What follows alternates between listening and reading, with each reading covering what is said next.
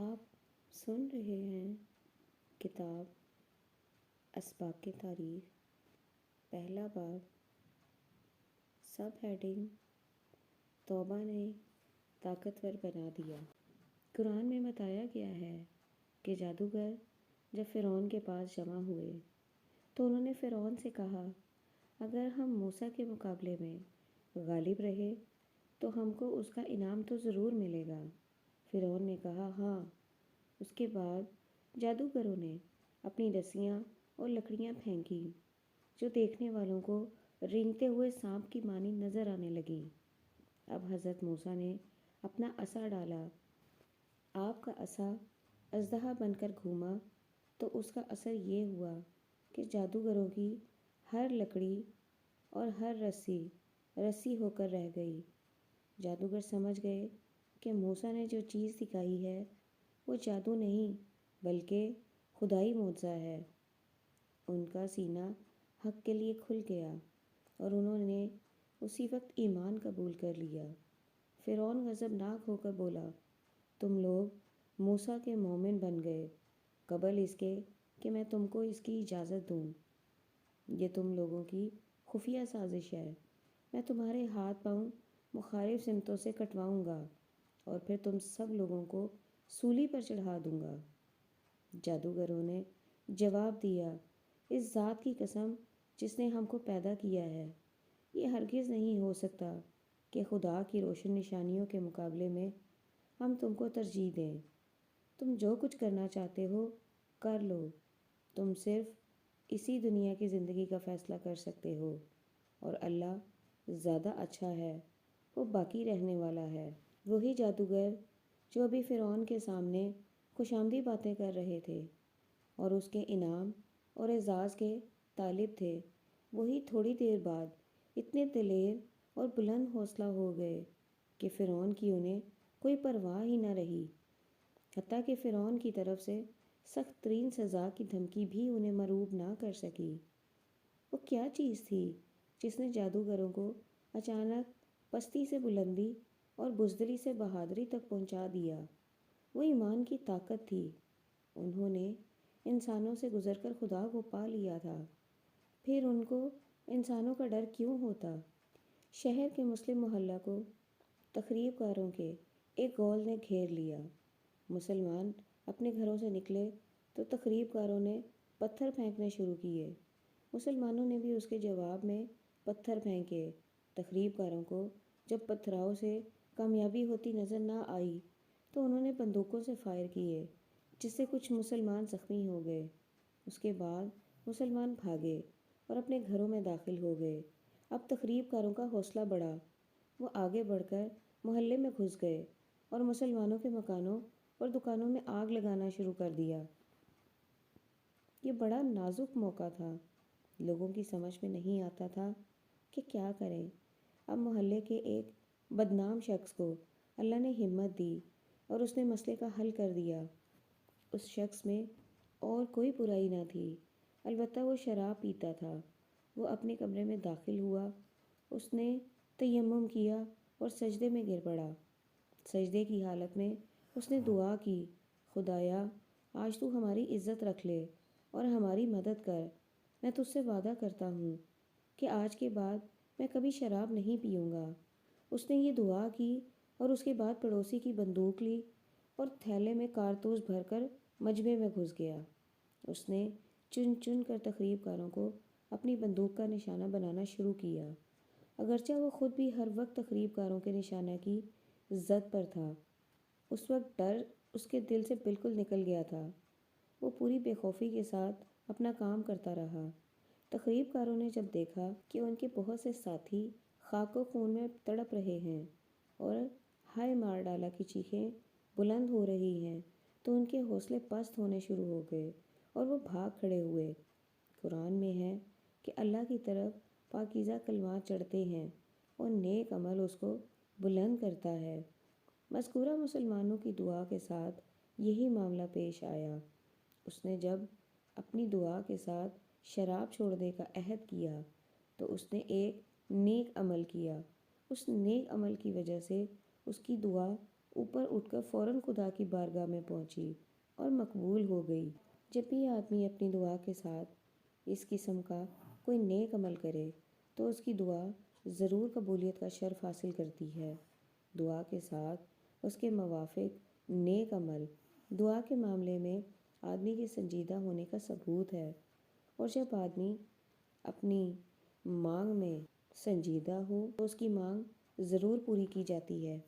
اس واقعے کا ایک نفسیاتی پہلو بھی ہے۔ جب آدمی نے یہ کہا کہ خدایا میں آج سے شراب کو چھوڑتا ہوں، تو میری مدد کر، تو اس نے اپنی طاقت کو بڑھایا، کیونکہ اب اس نے خدا کو بھی اپنے ساتھ شامل کر لیا تھا۔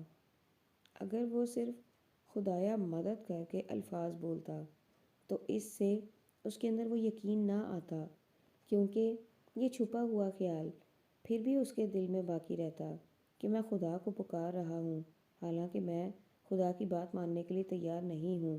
جب اس نے شراب چھوڑنے کا عزم کیا تو بھرپور طور پر اس کو یہ امید پیدا ہو گئی کہ اب خدا ضرور میری مدد کرے گا، کیونکہ اب اس نے اپنے اور خدا کے درمیان پڑے ہوئے پردے کو ہٹا دیا تھا۔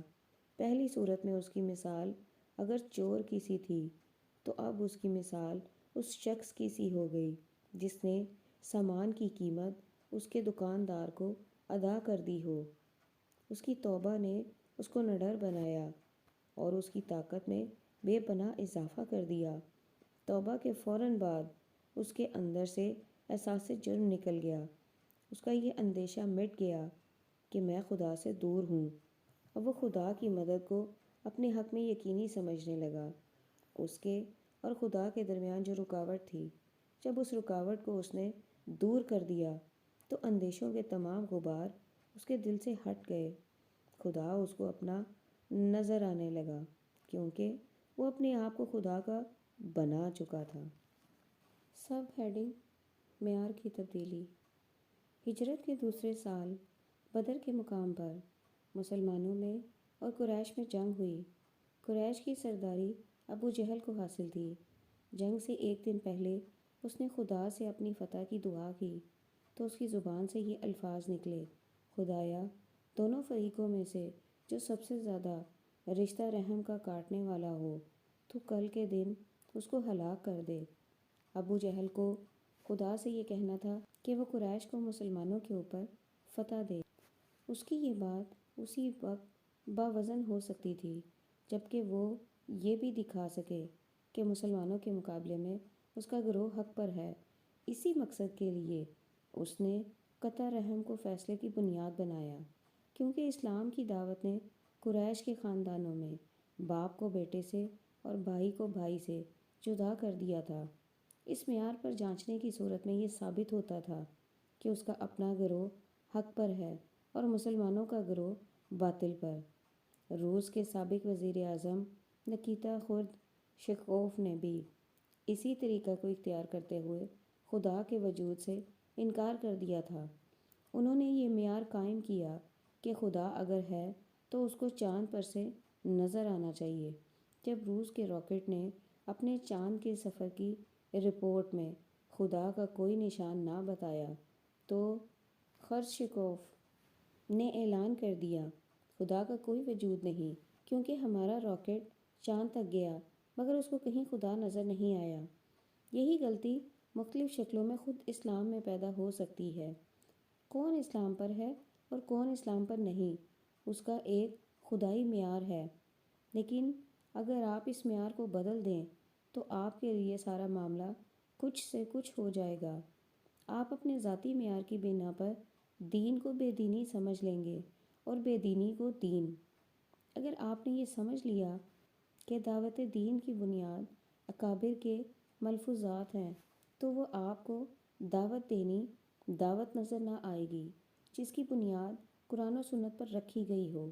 اگر آپ یہ معیار قائم کر لیں کہ دین وہ ہے جو بزرگوں سے عقیدت پیدا کرے تو آپ کو وہ دین معلوم نہ ہوگا جو خدا سے عقیدت پیدا کرنے والا ہو۔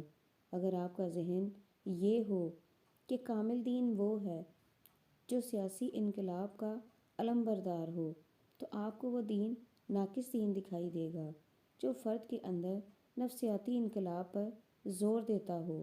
اگر آپ کا خیال یہ ہو کہ جہاد اور عزمیت کے مقام پر وہ ہے جو حکمرانوں کو اقتدار سے بے دخل کرنے کے لیے اکھیڑ پچھاڑ کی مہم چلائے، تو آپ کو وہ شخص جہاد اور عزمیت کے مقام سے گرا ہوا نظر آئے گا جو یہ کہے کہ حکمرانوں سے تصادم نہ کرتے ہوئے غیر سیاسی دائرہ میں کام کرو۔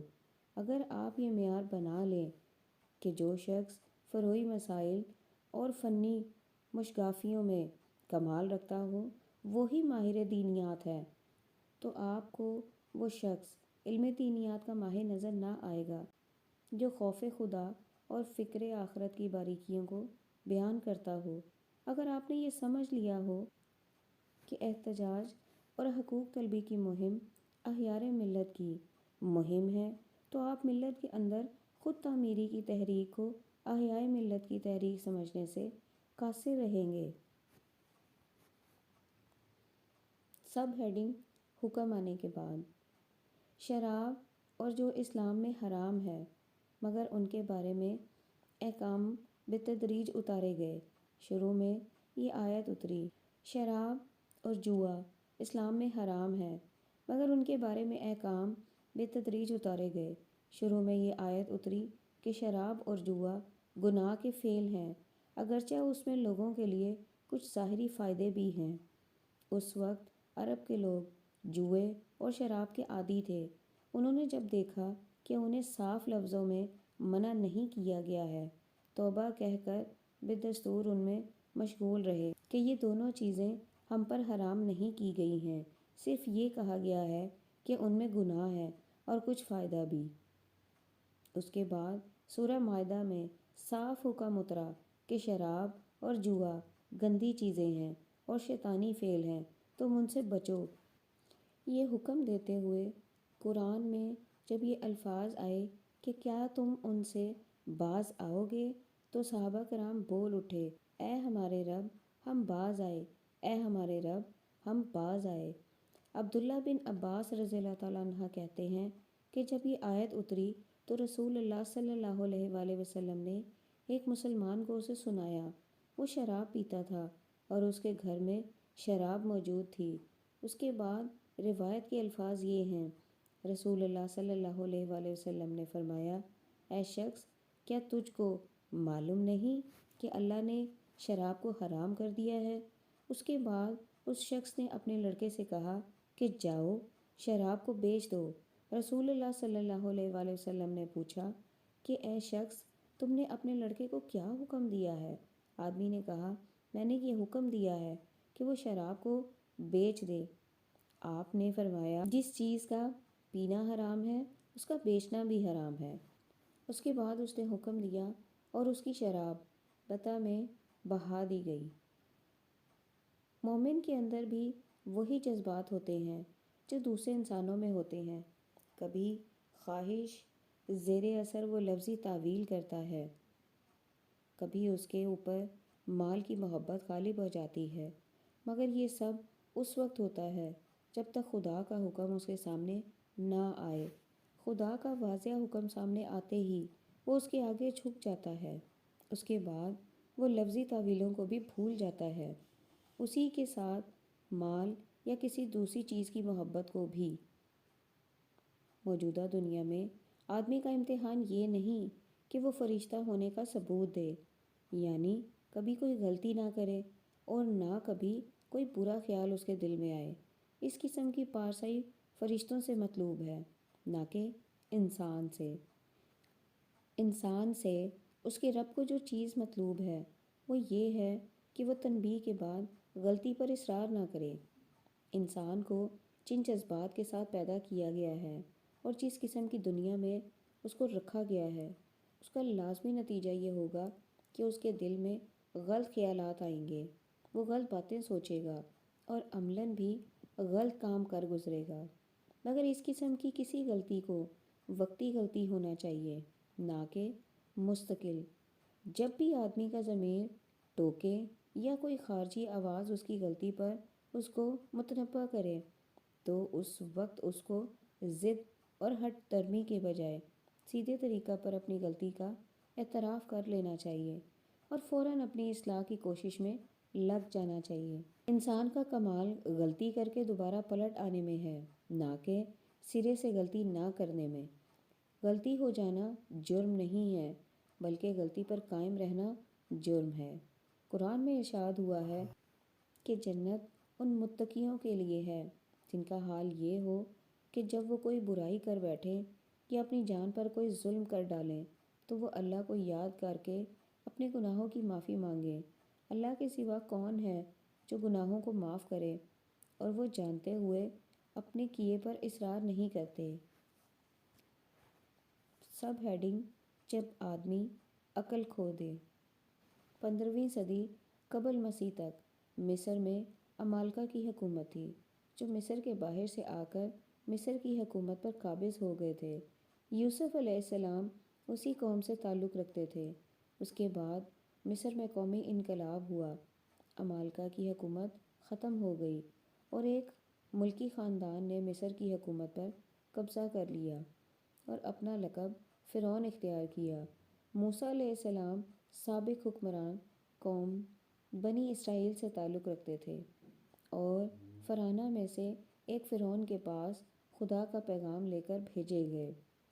فرعون اپنے زمانے میں بڑا چاہو جلال کا بادشاہ تھا۔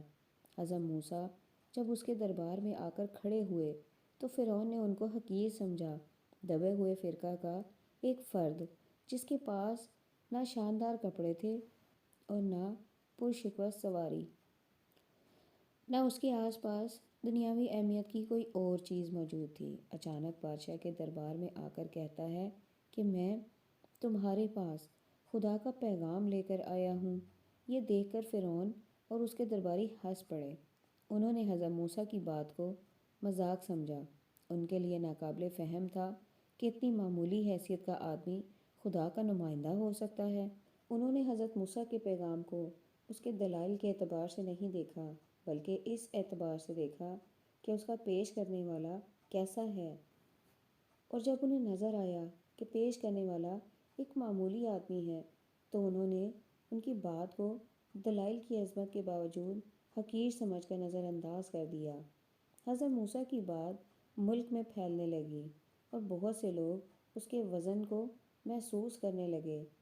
اس وقت فرعون نے اپنی قوم کے لوگوں سے کہا کہ تم کس کی بات پر دھیان دے رہے ہو؟ یہ شخص تو عجیب الجھی ہوئی باتیں کرتا ہے۔ ابھی تک یہ واضح نہ ہو سکا کہ اس کا مقصد کیا ہے۔ دوسری طرف میرا معاملہ ہے کہ میں صاف اور سمجھ میں آنے والی بات کہتا ہوں۔ میرے برسر حق ہونے کا ثبوت یہ ہے کہ خدا نے مجھ کو بڑائی عطا کی ہے۔ اس ملک کا اقتصادی نظام میرے حکم کے تحت چل رہا ہے۔ موسیٰ اگر خدا کے نمائندے ہیں تو کیوں نہ ان پر سونے کے کنگن اتارے گئے یا فرشتوں کا دستہ ان کے ساتھ ہوتا۔ فرعون کی یہ باتیں اس حد تک کارگر ہوئیں کہ اس نے اپنی قوم کی عقل کھو دی اور قوم نے اس کا کہنا مان لیا۔ وہ پہلے ہی سے فاسق لوگ تھے۔ جب بھی حق کی بے آمیز دعوت اٹھتی ہے تو اس کی زد سب سے پہلے ان لوگوں پر پڑتی ہے جو کسی چلے ہوئے مذہب کے بل پر عوامی قیادت حاصل کیے ہوئے ہوں۔ ایسے لوگ جب دیکھتے ہیں کہ دائی کی باتوں سے لوگ متاثر ہو رہے ہیں تو وہ کچھ دل فریب باتیں کہہ کر لوگوں کے ذہن کو اس سے پھیرنے کی کوشش کرتے ہیں، اگرچہ دائی کے کھلے ہوئے دلائل کے مقابلے میں ان کی پرفریب باتوں کی کوئی حقیقت نہیں ہوتی۔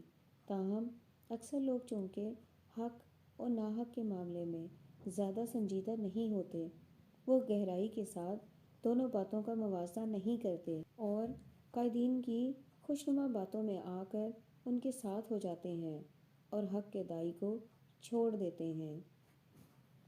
سب ہیڈنگ: متحدہ محاذ کی سیاست۔ یہ دوسری صدی ہجری کے وسط کا واقعہ ہے۔ لوگ بنی امیہ کے مظالم سے تنگ آ چکے تھے اور ہر صبح شام ایک نئی حکومت کے منتظر تھے جس کی ایک روایت کے مطابق حضور صلی اللہ علیہ وآلہ وسلم نے پیشن گوئی فرمائی تھی۔ دوسری طرف ہاشمی یا عباسی خاندان کے کچھ لوگ بنو امیہ کے کھنڈر پر اپنی شاہی عمارت اٹھانے کا خواب دیکھ رہے تھے۔ اسی صورتحال نے ایک طرف عوام کو اور دوسری طرف عباسی حوصلہ مندوں کے لیے ایک مشترک نقطہ فراہم کر دیا: بنی امیہ کا خاتمہ۔ اگرچہ مظلوم عوام کے لیے اس کا محرک کچھ اور تھا اور عباسی حوصلہ مندوں کے لیے کچھ اور، اس مشترکہ جدوجہد کے نتیجے میں 1322 ہجری میں خلافت بنو امیہ کا خاتمہ ہو گیا اور صفارہ تخت نشین ہوا، جو عیسائیوں کا پہلا خلیفہ تھا۔ صفارہ کے بعد اس کا بھائی ابو جعفر منصور خلیفہ ہوا۔ 136 ہجری میں اس کے ہاتھ پر بیعت ہوئی۔ بنو امیہ کے آخری زمانہ میں جو لوگ ان کے خلاف تحریک چلا رہے تھے، ان میں محمد بن عبداللہ نفس زکیہ اور ان کے بھائی ابراہیم بن عبداللہ خاص طور پر مشہور ہیں۔ یہ لوگ امام حسن ابن علی کی اولاد سے تھے۔ بنو عباسی جو نسلی وجود سے اپنے آپ کو خلافت کا مستحق سمجھتے تھے اور اموی سلطنت کو ختم کرنا چاہتے تھے، جب انہیں مذکورہ بالا دونوں بھائیوں کی خفیہ تحریک کا علم ہوا تو وہ ان سے مل گئے، حتیٰ کہ خود المنصور جو بعد کو خلیفہ ہوا نے نفس زکیہ کے ہاتھ پر بیعت کی۔ اموی سلطنت ختم ہوئی اور عباسی سلطنت اس کی جگہ قائم ہو گئی، مگر صورتحال میں کوئی تبدیلی نہ آئی بلکہ مظالم اور زیادہ بڑھ گئے، حتیٰ کہ شاعر کو کہنا پڑا: اے بنی عباس اپنا ظلم چھوڑ دو، تمہاری غداری سے سینے داغدار ہو چکے ہیں۔ چنانچہ نفس زکیہ اور ان کے بھائی دونوں روپوش ہو گئے اور جو انقلابی تحریک پہلے وہ بنو امیہ کے خلاف چلا رہے تھے اس کو اب بنو عباس کے خلاف چلانے لگے، یہاں تک کہ موقع پا کر انہوں نے خروج سلطنت سے بغاوت کا اعلان کر دیا اور مدینہ میں اپنی ذات حکومت قائم کر لی۔ اس کے بعد ان کا جو انجام ہوا وہ یہ کہ نفس زکیہ 145 ہجری میں مارے گئے اور ان کا سر منصور کے دربار میں پیش کیا گیا، وہی منصور جس نے ان کے ہاتھ پر نوجوانی کی عمر میں بیعت کی تھی۔ عباسی سلطنت کے قیام سے پہلے نفس زکیہ کی تحریک اور عباسی تحریک دونوں کا مشترک دشمن ایک تھا، یعنی بنو امیہ، مگر جب عباسی تحریک نے بنو امیہ کی تحریک کو ختم کرنے میں کامیابی حاصل کر لی اور عباسی حکومت قائم ہو گئی تو اب صورتحال بدل گئی۔ عباسی تحریک نے بنو امیہ کی تحریک کو ختم کرنے میں کامیابی حاصل کر لی اور عباسی حکومت قائم ہو گئی تو اب صورتحال بدل گئی۔ اب عباسی سلطنت کے لیے نفس زکیہ دشمن کی حیثیت رکھتے تھے، کیونکہ وہ موجودہ عباسی سلطنت سے بھی مطمئن نہیں تھے۔ وہی المنصور جو انقلاب سے پہلے نفس زکیہ کا حلیف تھا اب ان کا دشمن بن گیا۔ اس نے ان کی تحریک کو ختم کرنے میں اتنی سرگرمی دکھائی کہ 2 مہینے تک لباس نہ بدلا اور بستر پر نہیں سویا۔ اس کو اس وقت تک چین نہیں آیا جب تک اس نے اس تحریک کو ختم نہ کر لیا۔ تاریخ کا یہ تجربہ 1000 سال پہلے پیش آ چکا تھا، جو بتا رہا تھا کہ مختلف محرکات رکھنے والے لوگ جب کسی مقصد کے لیے متحد محاذ بناتے ہیں تو اس کا فائدہ ہمیشہ اس فریق کو حاصل ہوتا ہے جو زیادہ زور آور اور ہوشیار ہو۔ مگر عجیب بات یہ ہے کہ اس تجربے سے فائدہ نہیں اٹھایا گیا اور لوگ بار بار اسی ناکام تجربے کو دہراتے رہے۔ جمال الدین افغانی 1838 سے لے کر 1897 نے مصر میں احیائے ملت کا علم بلند کیا۔ انہوں نے اس مقصد کے لیے قوم پرستوں کی ایک انجمن الحزب الوطنی کے نام سے قائم کی، جس کے ممبروں کی تعداد کافی وسیع تھی۔ اس میں شیخ محمد عبدہ، سعد زغلول پاشا، عبداللہ نعیم بے اور احسان بے جیسے ممتاز لوگ شامل تھے۔ مصر میں جمال الدین افغانی کا اثر و رسوخ اتنا بڑھا کہ وہاں کی بااثر جماعت جمعیت مانوسیہ نے ان کو اپنا صدر نامزد کیا، یہاں تک کہ وہ وقت بھی آیا جب جمال الدین افغانی کی انجمن کا ایک خفیہ رکن توفیق پاشا مصر کے تخت حکومت پر متمکن ہو گیا۔ اگرچہ اس کامیابی میں فرانس اور برطانیہ کا زیادہ ہاتھ تھا۔ اس واقعہ کے بعد جمال الدین افغانی اور ان کے قوم پرست ساتھی بھی بہت خوش تھے۔ انہیں نظر آیا کہ ان کی دیرینہ آرزوئیں اور تمنائیں پوری ہو رہی ہیں، مگر بہت جلد معلوم ہوا کہ یہ محض سراب تھا۔ توفیق پاشا نے تخت پر بیٹھتے ہی جمال الدین افغانی اور ان کے مخصوص خادم ابو تراب کو مصر سے جلا وطنی کا حکم دے دیا۔ توفیق پاشا سید جمال الدین افغانی کی خفیہ مجلسوں میں شریک ہو چکا تھا۔ اسے اچھی طرح معلوم تھا کہ یہ لوگ امپیریلزم کے شدید مخالف ہیں۔ چونکہ توفیق پاشا کو انہیں امپیریلسٹ طاقتوں سے، فرانس اور برطانیہ کی حمایت سے کام کرنا تھا، اس لیے اس نے مصر میں ان کی موجودگی کو حکومت کے لیے خطرہ سمجھا۔ اس نے فوج اور پولیس کی کڑی نگرانی میں جمال الدین افغانی اور ان کے خادم کو سوئس بھیج دیا اور وہاں انہیں بجبر کشتی پر سوار کر کے روانہ کر دیا گیا۔ عجیب بات ہے کہ صرف نصف صدی کے بعد اسی حصہ میں ٹھیک اسی غلطی کو دوبارہ اس سے زیادہ بری شکل میں دہرایا گیا۔ 1952 میں جب مصر میں شاہ فاروق کی حکومت کا تختہ الٹ گیا اور فوجی افسروں نے ملک میں حکومت قائم کر لی، تو ایک صاحب مجھ سے ملے۔ مولانا، مصر جانے کا پروگرام بنا رہے ہیں؟ انہوں نے بہت رازدارانہ انداز میں پوچھا۔ کیوں، خیریت تو ہے؟ میں نے پوچھا۔ جو مصر میں انقلاب ہوا ہے، بظاہر لوگ سمجھتے ہیں کہ یہ فوجی انقلاب ہے، مگر حقیقتاً افغانی اس انقلاب کے ہیرو ہیں۔ اب مصر میں اخوان المسلمین کی حکومت ہوگی۔ مولانا اس لیے جانا چاہتے ہیں کہ اس نازک اور تاریخی موقع پر اخوانی لیڈروں کو نصیحت کریں اور اسلامی نظام کی تعمیر کر کے انہیں مفید مشورے دیں۔ یہ واقعہ ہے کہ مصر میں جو فوجی افسر انقلاب لائے تھے، ان میں ایسے بھی تھے جن کے اخوان المسلمین سے تعلقات تھے۔ وہ اخوانی تحریک کی تائید کرتے تھے۔ حتیٰ کہ خود جمال عبد الناصر کے متعلق کہا جاتا ہے کہ وہ اخوانیوں کے اجتماعات میں شریک ہوتے تھے۔ صدر سادات کا بیان ہے کہ فوجی افسروں کی انقلابی کونسل نے ان کو مامور کیا تھا کہ وہ اخوانیوں سے رابطہ کریں اور انقلابی جدوجہد کے سلسلے میں ان کی تائید حاصل کریں۔ چنانچہ جس رات کو شاہ فاروق کی حکومت کا تختہ الٹا گیا، اخوانی رضاکار قاہرہ کی سڑکوں پر پہرا دینے میں مشغول تھے۔ وہ ان خفیہ باتوں کے بھی رازدار تھے جن میں شاہ فاروق کو تخت سے معزول کرنے کی اسکیم بنائی گئی تھی۔ جب اخوان المسلمین اور فوجی افسروں کے اشتراک سے مصر میں انقلاب آیا تھا، تو کیوں ایسا ہوا کہ فوجی افسروں نے برسر اقتدار آنے کے بعد اخوانیوں کو ختم کر دیا؟ یہ سوال اکثر لوگوں کو پریشان کرتا تھا۔ جواب بالکل سادہ ہے۔ یہ اشتراک اسی قسم کی ایک غلطی تھی جس کا نمونہ اوپر کی مثالوں میں بیان کیا جا چکا ہے۔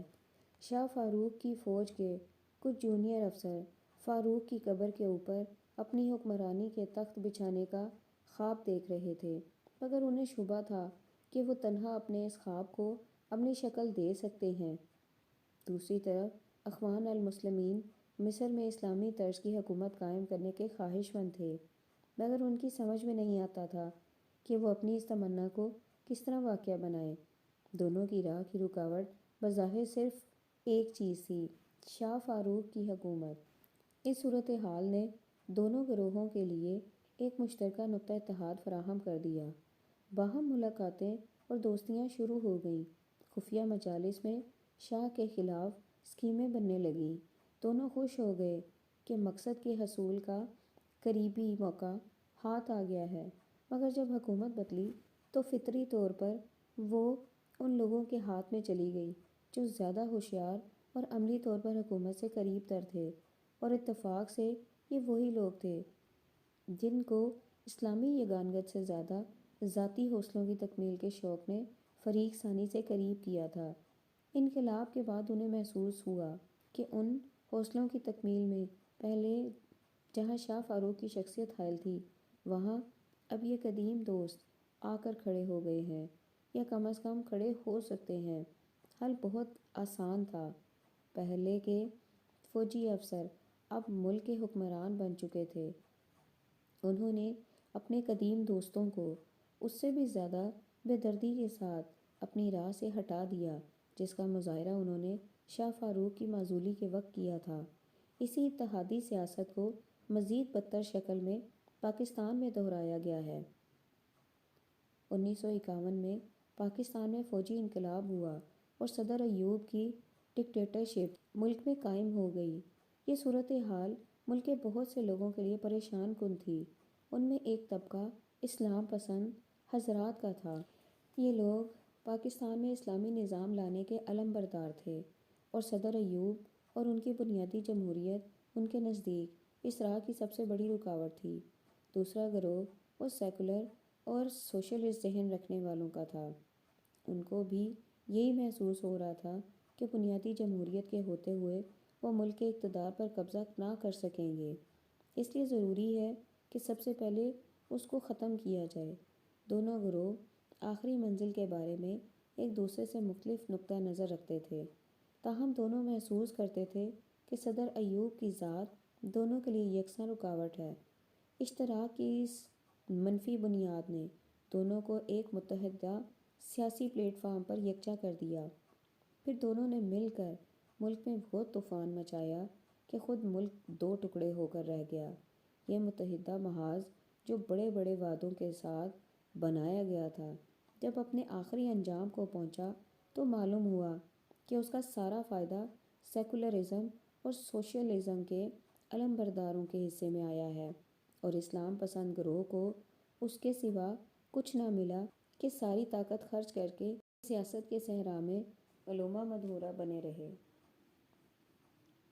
اب اسی نادان سیاست کو ہندوستان کے کچھ مسلم قائدین نے اس ملک میں درآمد کیا۔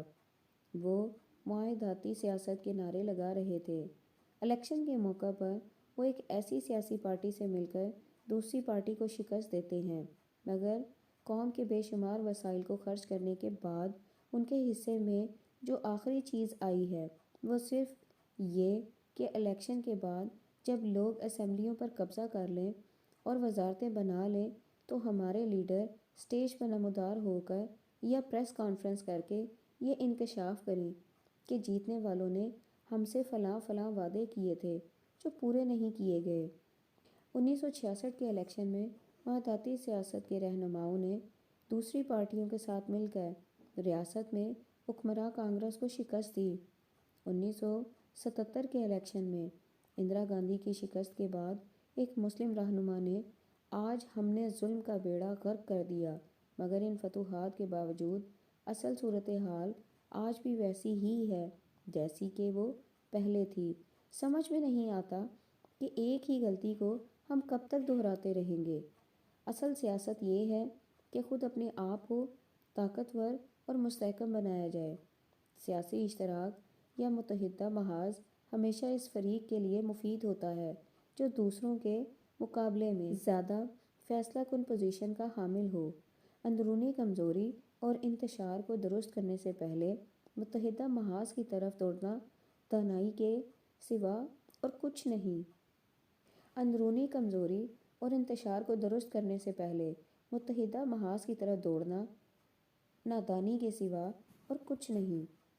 اس سلسلے میں اسلام کا اصول یہ ہے کہ جہاں تک جزوی امور میں تعاون کا تعلق ہے، اس قسم کا تعاون ہر ایک سے لیا جا سکتا ہے، حتیٰ کہ کافر و مشرک سے بھی۔ رسول اللہ صلی اللہ علیہ وآلہ وسلم نے ہجرت کے نازک سفر میں عبداللہ بن اریقط کو رہنما بنایا جو کہ مشرک تھا۔ صفوان بن امیہ آپ کے ساتھ غزوہ حنین میں شریک ہوئے، حالانکہ اس وقت تک وہ مشرک تھے۔ امام ظاہری نے روایت کیا ہے رسول اللہ صلی اللہ علیہ وآلہ وسلم نے بعض یہودیوں سے جنگ کے موقع پر مدد لی تو ان کے لیے مال غنیمت میں حصہ مقرر کیا، مگر یہ جزوی اور انفرادی تعاون کی مثالیں ہیں۔ کلی جدوجہد کے سلسلے میں کبھی اغیار پر بھروسہ نہیں کیا جا سکتا، خاص طور پر وہ جدوجہد جو غیر صالحہ حکمران کو ہٹا کر اس کی جگہ صالح حکمران کو لانے کے لیے کی جائے۔ اس قسم کی سیاسی جدوجہد تمام تر جماعت صالحہ کی اپنی طاقت پر ہونی چاہیے۔ کوئی جماعت صالح اگر اپنے بل پر انقلاب لانے کی پوزیشن میں نہ ہو تو اس کا غیر سیاسی دائرہ عمل میں کام کرنے پر قانع رہنا اس سے بہتر ہے کہ وہ غیر صالح عناصر کو لے کر عملی سیاست کے میدان میں کود پڑے۔ یہ غیر صالح عناصر اپنے مزاج کی بنا پر ایسے کبھی نہیں کر سکتے کہ غیر صالح حکمران کو بے دخل کرنے کے بعد اپنے گھروں کو واپس چلے جائیں اور خالی شدہ تخت کو تمام تر جماعت صالحہ کے حوالے کر دیں۔ وہ لازماً یہ چاہیں گے کہ تخت پر خود قبضہ کریں۔ اس وقت متحدہ محاذ کے اندر باہمی کشمکش شروع ہو گئی جو کہ یقینی طور پر غیر صالح عناصر کے غلبہ پر ختم ہو گئی۔ ساری تاریخ اس بات کی گواہی دیتی ہے۔